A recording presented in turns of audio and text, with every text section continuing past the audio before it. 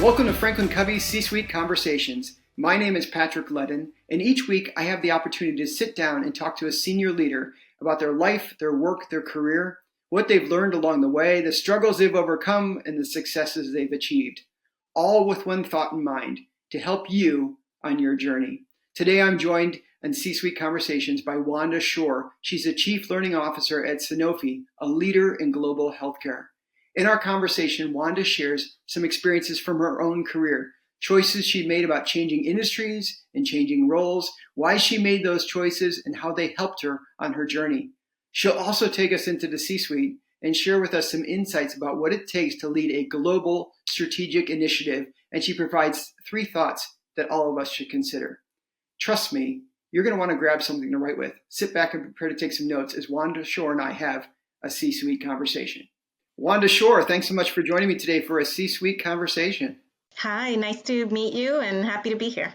What have you learned? I'm just curious, Wanda, like you said, you started in talent management, then you got involved in R&D, and now you're back in more of a talent management type of role or chief learning officer role. What made you make that switch to go over from talent management to R&D? What was the benefit of making that type of transition?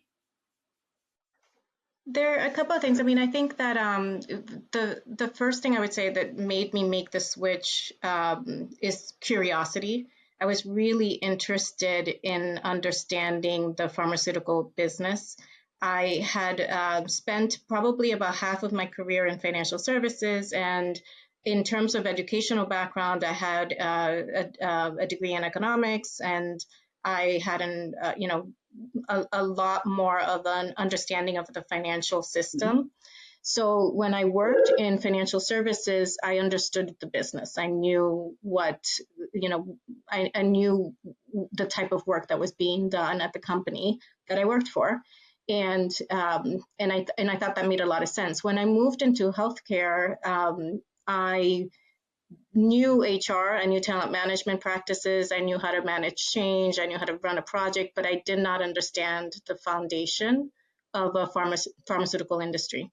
So I had an opportunity. It was sort of an opportunity that came up. I wasn't actually looking for it, but it was an opportunity that I found through, having multiple conversations with different leaders.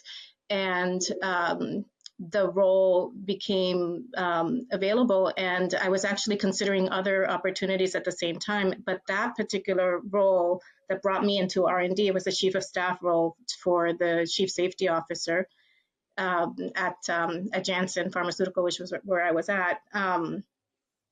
That gave me an opportunity to really understand the business, and I was super curious about it and just wanted to learn and wanted to be in the area where decisions were being made around, how do we develop our products. And it was an incredible learning experience. I spent about 8 years in different roles within the R&D team. And it was just a really great experience in terms of understanding how things get done, understanding the terminology. Basic things that I just didn't know because I had started my career in the financial services industry.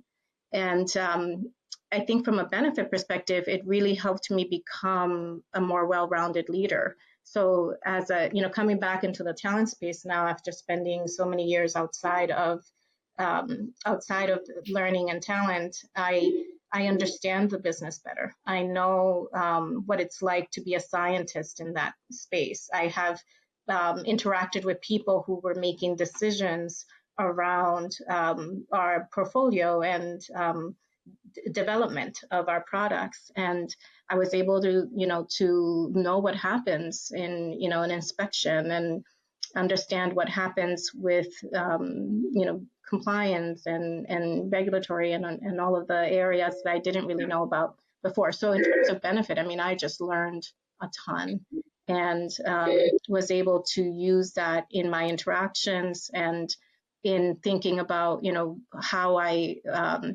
develop my work for the future and for other having a really good understanding of what people need from a learning sometimes there becomes, whether it's not by intention certainly, but there's often this us versus them type of mentality that happens in organizations and sometimes those lines can get drawn between the people who are on one side of the wall are the ones who are doing the core functions of the organization. So you're in a manufacturing facility. These are the ones who are actually out manufacturing the product. And then on the other side of the wall are all the people in like shared services or support type of roles. And there becomes an us versus them mentality sometimes where it's like, they don't understand us, they don't get us, we don't get them, those type of things. And that those can just create silos and all sorts of problems. So I want to ask you 2 questions about the experience, if we don't mind dwelling here for just a moment. The first one is just, what would you say to somebody listening to the podcast right now that maybe they're in a support role or a shared services role in an organization?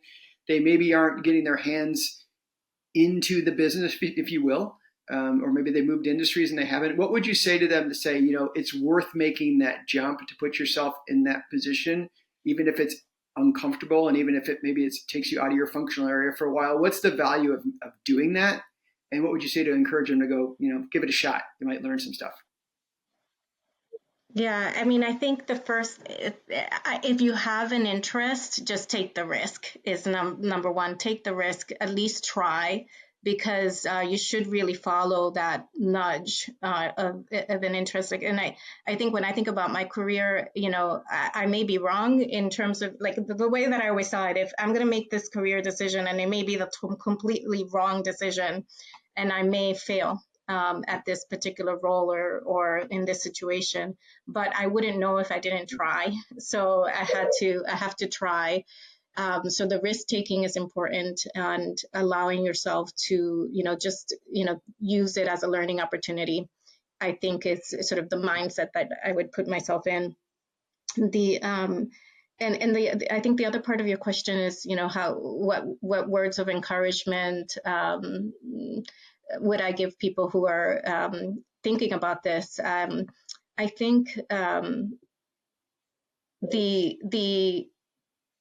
when you understand the business, if you're working in a support function, or a shared services type of environment or COE, understanding the business and how things work just makes you a better leader. It gives you a perspective that you wouldn't have if you're just sitting, in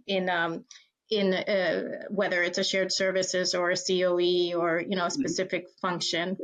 It gives you it sparks creativity, different ways of thinking of things. It gives you just access to people who think differently. You're able to connect the dots a little bit better.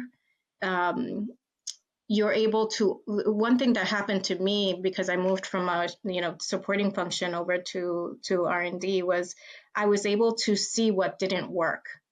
So when you're in a type of support function or a COE, you have your strategy and you're building, the things that you think are right.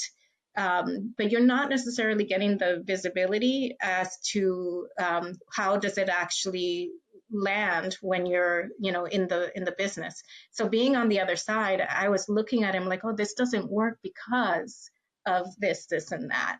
And it really does help in terms of trying to create a better experience for people, regardless of what department you're in.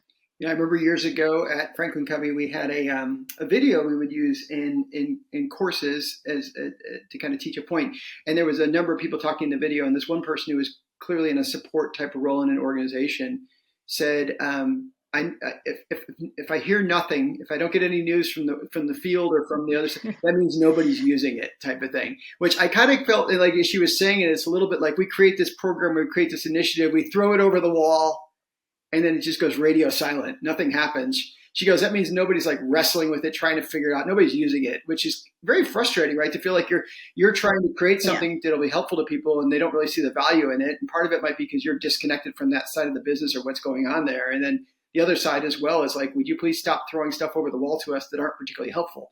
So nobody wants to go to work that way every day, right? You want to go and provide support and help other people. That's a great insight.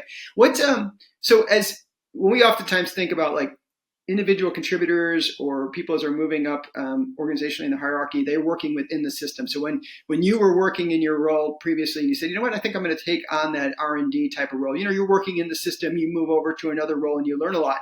But then there's leaders like yourself, as you kind of get positions with higher and higher consequence, that you're starting to work not just in the system, but like on the system, right? So you're creating systems, you're creating programs.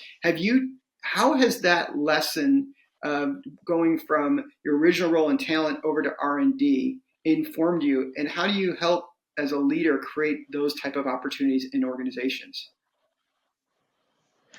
That's a tough question.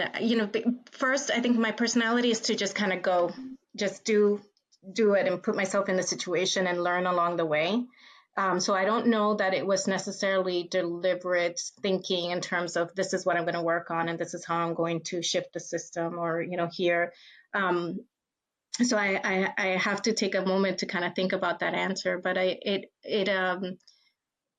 think the way that you challenge the system is by asking questions. So the value of coming into a space where you don't actually have a lot of experience in is that you're asking questions from a perspective of really trying to understand.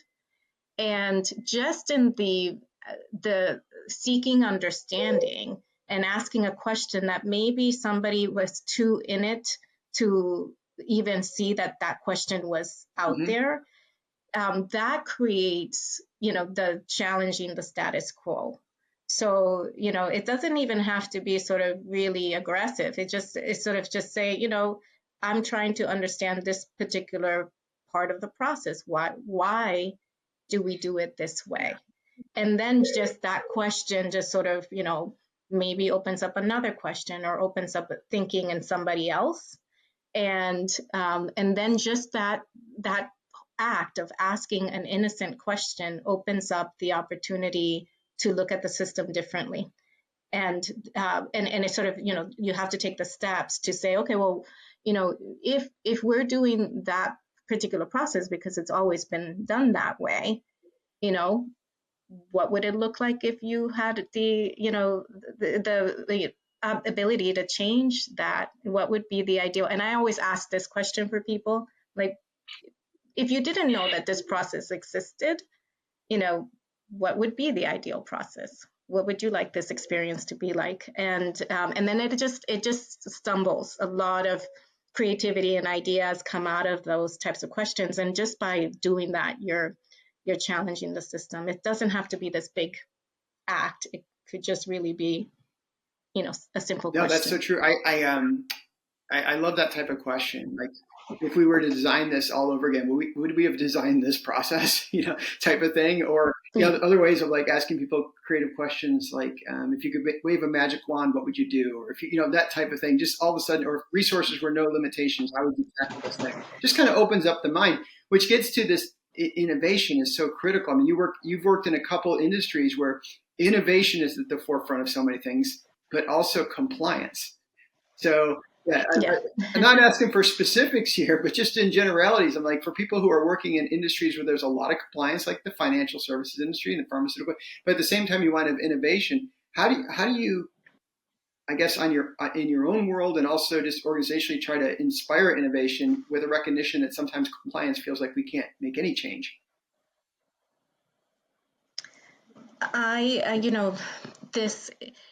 First of all, I think compliance is super important. We have to make sure that we are, whatever the industry is, but that we are compliant, because we need to be able to run the business, and that is a really critical part of running a business. So, but you could be creative in innovating just by sort of thinking about what you want to see in the future. So like I think that when I'm in a situation, I start to think about, okay, if I was 5 years time from today, what would I want to say about what's happened? And then you kind of track back that way.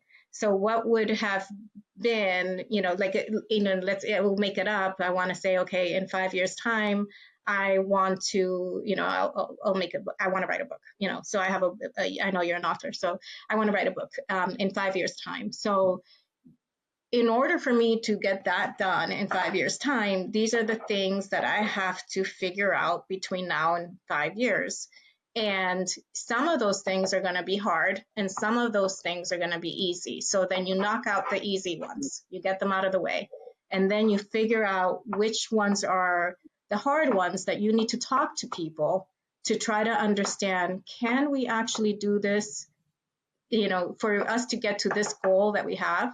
Can we do this differently? Does it need to be done differently? You start to kind of ask the questions, and then you kind of, build upon that, and you sort of you evaluate the process throughout. So I think that's kind of the mindset. I don't know if I answered that question, but it's just more of the mindset of there are steps that get you to that ultimate goal. And in that step is where you can decide what's the balance between I must do this and it has to stay in this way, or there's an opportunity here to be flexible and creative and potentially innovate. Yeah, I love that exercise you just said about like envisioning what that looks like in 5 years or whatever, kind of stating it. So in my main role at Franklin Covey over as a practice lead in culture and leadership, I oftentimes am working with executive teams and having them, they'll talk about their strategy of what they were trying to achieve. And there's, many different iterations of versions of strategies, but sometimes they're dealing with everything from hyper growth to flailing performance to all sorts of different things going on, acquisitions or whatever they might be doing. So they have their strategy, but then the question becomes, what's the headline? Like, what would the headline be on the newspaper if we achieve this really well? Or another way to share it would be like, what would the CEO say to the board 5 years from now when he's talking about how we can execute strategy or talking about the culture of our organization? And like writing that down and having that conversation does create that shared vision of what that looks like. But then it also gives you that moment where you go, okay, I'm here right now. I want to get to that headline or that story that I can tell the board someday. How big is the gap between here and there? And that realization sometimes is that that gap is smaller sometimes than we think it is, more doable. We can break it down into something reasonable that we can tackle. Sometimes it's really big and we go, maybe we have to revisit this a little bit, but that conversation is really critical. And I love the way you said it, prioritizing them in a certain way, whether it's you go say, what's going to have the biggest impact? I'm going to tackle that first, or what can I knock out of the way right away and get it done? Whatever it might be. And I think there's a lot of times, I'd love to hear what you think about this, Wanda, where even at the individual level, sometimes we have these dreams of things we want to do, but we never take the time to break it down and figure out what it takes. So people say, I want to write the book, but they just like to say they want to write the book. They don't want to do what it takes to write the book type of thing. Have you seen that? Yeah. Yeah, I've seen, I think it's mostly, sometimes it's confidence and sometimes it's just sort of thinking that it's bigger than what it is, thinking instead of breaking it down into the smaller pieces that become doable. But I think sometimes it's sort of just, that belief in yourself that you can get this accomplished. And it could be a personal, goal, or it could be just sort of a work situation and you kind of, procrastinate. And so, I think that the best advice that I could give to someone in that situation is to kind of really reflect on, what it is that is holding you back. And this is actually a question I always ask my team when I'm feeling, and I'm going to, share some secrets, but when I'm feeling that things are not moving as fast as they should, I ask the question, what's holding you back? I never ask, why is this not moving forward as fast as I expected? I always ask, what's holding you back? And in the hold back, in that reflection, they would find that it's really not something that's holding them back, or that there really, potentially is a solution to what is holding them back, or that we need to readjust, so there's, and that's what I would tell people, that if they're in the situation, if they're an individual contributor and they're in the situation where they really want to do something and they haven't been able to do it, ask yourself why, what and why is what's holding you back, It's interesting. I test this on you, see if you agree with this or not. This is just something that goes in my head sometimes. when I look across in my life of different things that I've done, and everybody listening to this, if we just were able to collect up all the cool things that people have accomplished who are listening to this podcast, we'd be blown away, right? People have capacity to do some amazing things. But I've often noticed when I look back at things, whenever I'm going to do something, if somebody's already done it before and I'm asking them for some help in thinking it through or whatever it might be, whenever they tell me this thing's going to be really easy, it's never as easy as they say it's going to be. And whenever they tell me it's going to be really hard, it's never as hard as they say it's going to be. It's something about like you just have to get in the water and start swimming, and you'll be amazed how Yeah. quickly you can master the right stroke and get across the pool. How's that for an analogy?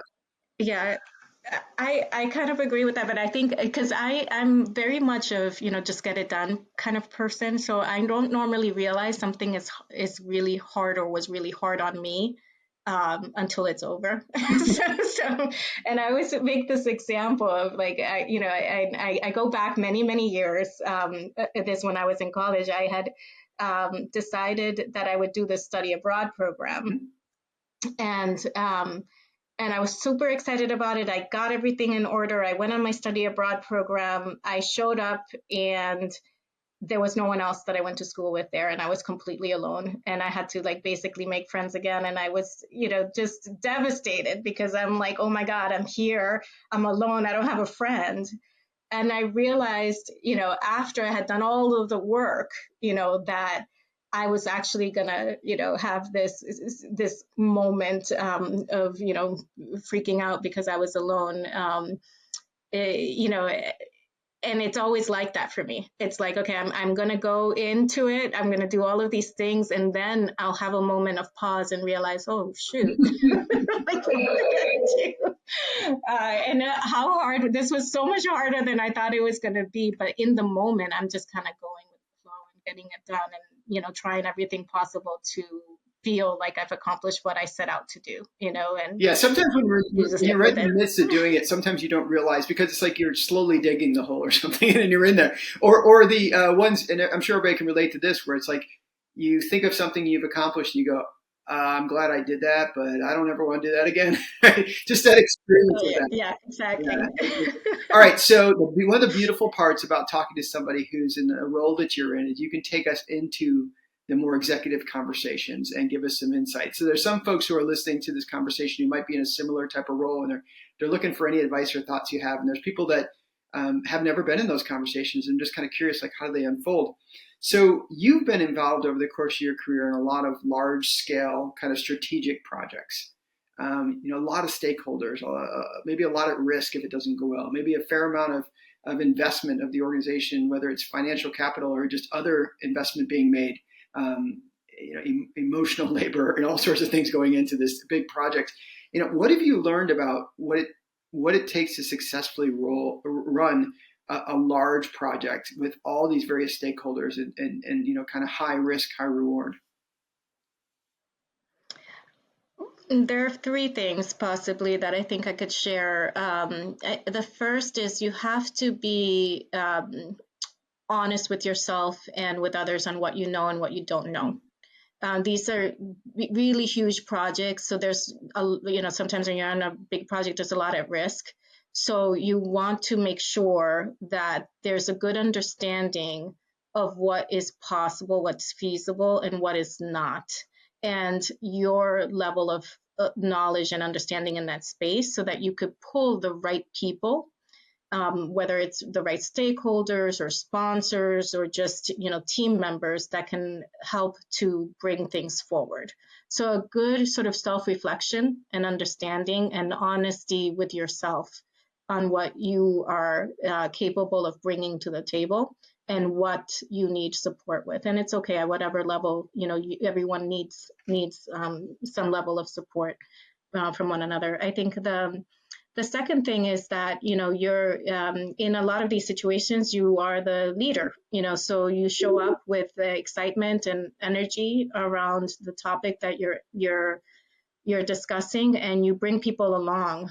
So you have your stakeholders and your sponsors that you're managing up for, but you also have the people that are doing the work, and you have to show up as a leader and be energetic and enthusiastic and supportive, and also understanding of whatever potential changes or impact there could be.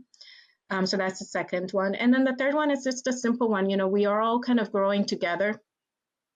So there's, and we spend a lot of time at work. So let's have fun. Let's enjoy it. Let's enjoy the process and the journey. And I don't think anybody, no matter what level in the organization you're in, doesn't want to enjoy, what they do. So I think that bringing that mindset and that sort of approach to the work just makes it more fun and more energizing, and you're capable of doing so much more when you are when you're energized about it, and you're having a good time. Oh yeah, definitely. It's interesting as I was going through that, as you were going through that, I was jotting a few things down, and the first one about like knowing what you know and what you don't know. Um, there's a fair amount of things to unpack in that might keep people back from doing that, right? Sometimes maybe it's a lack of self awareness, or not taking the time for self reflection, or also feeling that, but if I tell people what I don't know, aren't I supposed to be the expert? I mean, what would you tell somebody if like they say to you, like, I'm the one leading this thing, I'm supposed to be the expert? You know, so I don't know that I think career, it depends. I think it depends on the role that you're Mhm. playing. But I think that work is moving so fast. Our industries are moving so fast. The environment that we live in moving so fast. So we can't expect to be an expert on everything. And we all have to continuously learn. So even like for example, I mean, there's a whole bunch of stuff happening with AI, which is changing the way we do things. So you may be an expert in the field, but there may be a different way of approaching it because of these new external factors. So I wouldn't like, I guess the first thing is I would probably just sort of, take a step back and be like, hey, we're actually not there. There are no Yeah. experts really. I mean, there are some roles that you do need to have expertise. So, but for the majority of the part, we're all kind of on a journey together, especially right now. And there's nothing wrong with saying, hey, I still have a little bit of understanding that I need to do. And especially if it's something like, okay, you may have been an expert in the field, but you moved companies, Mhm. you changed companies, so you need to change. Culture is changing, the way things work are changing. You may have even changed industry, so there is learning despite you being an expert in that particular field. But you should know what you Yeah. know and understand what you bring to the table, because you do want to show up with a point of view and a perspective that is going to help to drive things forward. But it's okay to be, humble and say, okay, I don't know this, and I may need to take a little bit of time to ask some extra question, and be patient with me. I 100% agree with you on that. I mean, I think there's so much brilliance in what you just said in regard to, recognizing things are moving fast. Nobody knows everything, and if you think you do, you're probably just fooling yourself, and you're probably not fooling anybody else around you, realistically. But then I've never had a situation whether it's a first level leader or an executive leader, if they come with a degree of humility and say to their team, I want to win on this, but I'm not exactly sure how to do this, that, or the other. People tend to root for you. They want to see you win. They're willing to step up and fill that gap. It's much worse when you act like you know things and they know you don't. Like that's not a great situation. How about the second piece though? You said around energy and excitement, and I think that's really critical. That you're infusing that energy. But as a leader, especially a leader with the roles that you've had and the projects you've worked on, how do you re-energize yourself? Because in order to be energetic, at some point you got to be able to plug yourself into the wall. So how do you re-energize yourself? And what advice do you have about like not hitting burnout yourself? Yeah, that's a great question. I like that question. I think I've always been pretty good at you know my own self-care. So I would like to say I have fitness has always been a big part of my life. So I use that time to reflect. It's not always a great, crazy workout, but it's time that I carve out to make sure that I have a little bit of mental Yeah. space. So I do that on a regular basis, almost every day. There have been times where it's every day. Lately, it hasn't been able to be every day, and that gives me. And it's sometimes it's 30 minutes to an hour, and it's sometimes all that I need. I also know when I've had too much. So, like, if people will see this for me, that if I feel like I've just been, overwhelmed with energy and just sort of a lot of meetings and things like that, I'll take a break. I'll go and I'll leave the room, and I will take a break if I'm feeling overwhelmed with just flooded with information and I need to Yeah, think. you got to process it. And then yeah, because sometimes you're in these meetings and they're like full day meetings and you just need 10 minutes to be like, what did I just learn? And I need to, process, or I just need to take a breath of fresh air. And I'm pretty good at assessing when I need that for myself. So I always take a break when I hit those levels, and then I spend a lot of time with my family. That's my kids and my husband and my siblings. I spend a lot of time making sure I'm connecting with my family, and that just brings me energy because it gives me something else to think about. It doesn't, I'm not worried about work when I'm sitting there with my kids, and we're just enjoying time with each other.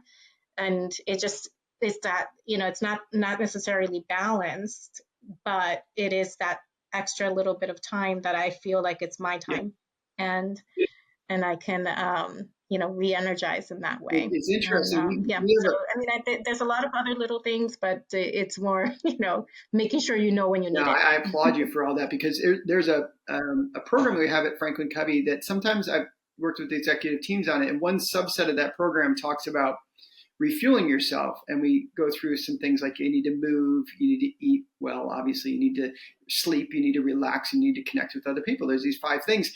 And I was surprised, foolishly, I mean, in reflection on it, but I was surprised. I thought, oh, executives will find that interesting, but they've got a million other things, but it becomes a dominant conversation sometimes because your life can be 24/7 work.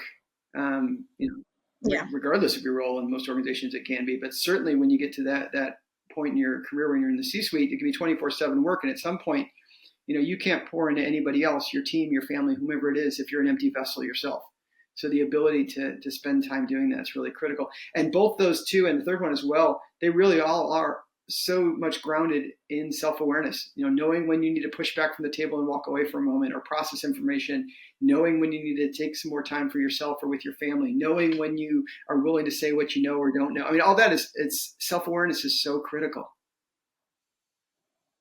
Yeah, I definitely think self-awareness is really critical, and we as humans don't spend enough time reflecting on why did I react that way to this situation, and bringing that calmness back into your life, because definitely when you're in a corporate environment, there's so many different personalities and dynamics and stakeholdering that you have to do, and sometimes you just have to reflect, did I what was the trigger that I responded to this differently than I typically respond to, and does that mean that I may need a break, or maybe that means that I'm feeling uncomfortable about the situation, and just kind of spending the time to reflect, I think is really important. And like, I think what happens is that people think that it takes a lot of time to reflect, but once you kind of get into a practice of reflecting, it happens immediately. You're like, oh, that's what happened. And you can really quickly go back to your whatever you're working on. It's not like, oh, I have to spend hours reflecting. It's like literally seconds sometimes that you just need to be aware of, the situation that you're in and how you are, what your behaviors are in that Yeah, situation. sometimes we just don't pick up on it, right? But when you step back and you reflect on it, you start to going, oh, wait a minute, I'm the one constant in all these situations. Or, yeah, every time I feel I hit a certain level of stress, I do start to withdraw from something. Or when somebody says something, I feel like I need to react a certain way. And, we know it's all about awareness and choice in those moments, but sometimes we just don't see them because we're on autopilot. Well, hey, Wanda, as we Yeah. finish up our conversation, I thank you so much for doing this. As we finish up our conversation, one last question for you is, for our listeners, whether they're early on in their career and maybe they have set their sights into moving into other positions down the road, or they're in an executive role right now, whatever it might be, what piece of advice would you give to them about how to continue to progress forward toward whatever it is you're trying to achieve? I think, let me think about, there's so many different things that I could say, but I would say don't give up on yourself. Don't let somebody else tell your narrative. If you are really interested in whatever it is, whether it's, I want to be the next, chief learning officer, or I want to be the next CEO of a company. If you have that interest and that desire, and you're taking the right steps to learn, don't let someone deviate your plan. Make sure you're working towards that goal. And, you just don't know until you try it. And obviously not, not everybody's going to be a CEO of a company or something, like that. But oftentimes we take validation from others as sort of the confidence builder. And the confidence really has to come from within. You need to know what you're capable of. Nobody knows what you are capable of. And only you understand the limits that you have. So why have someone else place those limits on you? That is an awesome piece of advice. I really appreciate you sharing that. I think, probably myself and plenty of other people need to hear that sometimes, because, we're writing our own story every day, and sometimes other people are holding the pen and we're letting them do it. And the ability to say, this is what I can do. This is what I want to do. This is what I hope to achieve, and being willing to, have confidence in yourself. Doesn't mean you aren't grounded in some of these other things we talked about, but you ultimately know that, I have faith in yourself and don't let other people define it. That's a great piece of advice. Thank you so much for joining me today. I really appreciate it. Thank you. This was really fun. I enjoyed it, and I'm glad we got a chance to meet and talk today. Absolutely. Well, folks, that's all I have for today's episode. Big thanks to Wanda Shoer for joining me to share insights from her life, her work, and her career. I encourage you to reflect on the ideas she shared and see how you might be able to apply them in your life and in your work. That's all I have for today. Thanks so much for joining me. My name's Dr. Patrick Ledden. Now go make it a great day.